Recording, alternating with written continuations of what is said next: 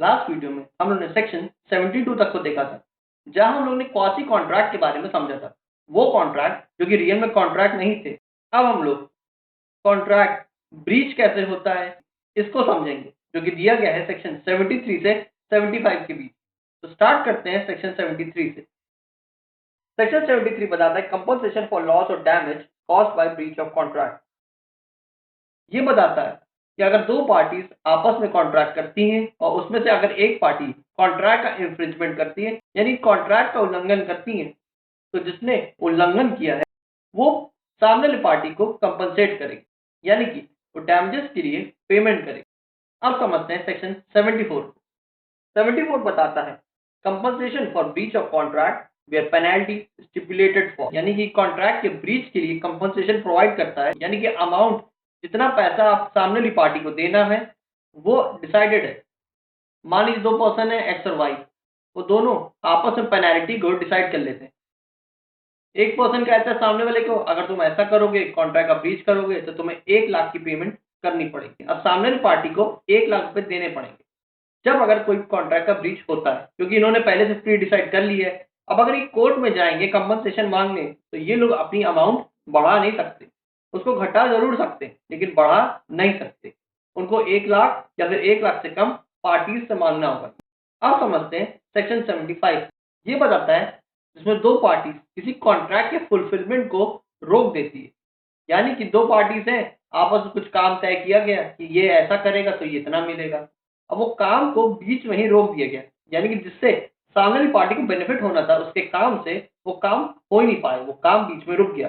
तो उसमें सामने वाली पार्टी को कंपनसेट करना पड़ेगा, यानी कि जिसका काम रुका है उसको पैसा मिलेगा। मान लीजिए आपको कहीं ट्रैवलिंग में जाना है, आपको कार की रिक्वायरमेंट है, आपकी कार गई है बनने, 4 टायर आपकी गाड़ी की पंचर, तो वो 2 टायर आपके रिप्लेस होते हैं और 2 टायर रिप्लेस होने वाले थे, तब वो कॉन्ट्रैक्ट बीच में रोक देता है, यानी कि वो 2 टायर को सही कर देता है और बाकी जो बचे 2 टायर हैं उसको रोक देता है, यानी कि उसको काम आगे बढ़ाता ही नहीं है। तो यहाँ पे उसने कॉन्ट्रैक्ट का फुलफिलमेंट करने से मना कर दिया, यानी कि उसने बीच में ही कॉन्ट्रैक्ट को रोक दिया। अब बीच में कॉन्ट्रैक्ट को रोक दिया, उसको नेक्स्ट डे ट्रैवलिंग में जाना था, वो जा ही नहीं पाया। अब उसके कॉन्ट्रैक्ट के नॉन फुलफिलमेंट की वजह से वो कॉन्ट्रैक्ट कंप्लीट हो ही नहीं पाया और वो आगे नहीं जा पाया। जिसके वजह से काम नहीं हो पाया, उसको सामने वाली पार्टी को कंपनसेट करना पड़ेगा। तो ये बताता है सेक्शन 75 के बारे में। अब सेक्शन 73 से 75 ब्रीच ऑफ कॉन्ट्रैक्ट के बारे में बात करता है, यानी कि ये डैमेजेस के बारे में बात करता है कि किस तरह से डैमेजेस दिएंगे। अब देखिए यहाँ पे डैमेजेस भी कई प्रकार के हैं। पहला होता है नॉर्मल डैमेजेस। मान लीजिए किसी पार्टी ने ब्रीच किया तो उन्होंने उसी अकॉर्डिंग अपना डैमेजेस को क्लेम कर लिया। अब इसमें पार्टीज ने कुछ पहले से प्री डिसाइड किया ही नहीं है। एक होता है स्पेशल डैमेज, जो पार्टिकुलर किसी चीज़ के लिए होता है।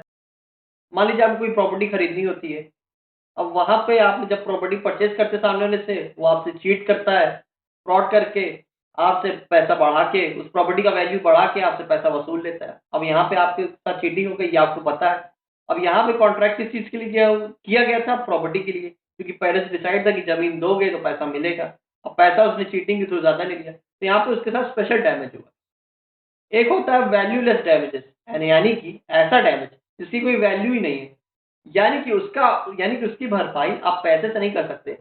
यानी किसी का इमोशनल हर्ट किया, इंसल्ट कर दी। मान लीजिए 2 पर्सन हैं, आपस में कॉन्ट्रैक्ट करते हैं कि आप इससे शादी करेंगे, सी से।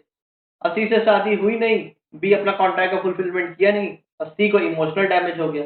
यहाँ पे ये वैल्यूलेस डैमेज है, ये एक तरीके का डैमेज हो गया। तो हम पता लगा पर्टिकुलर टाइप के डैमेज पार्टीज को हुआ। तो ये बताता है सेक्शन 75।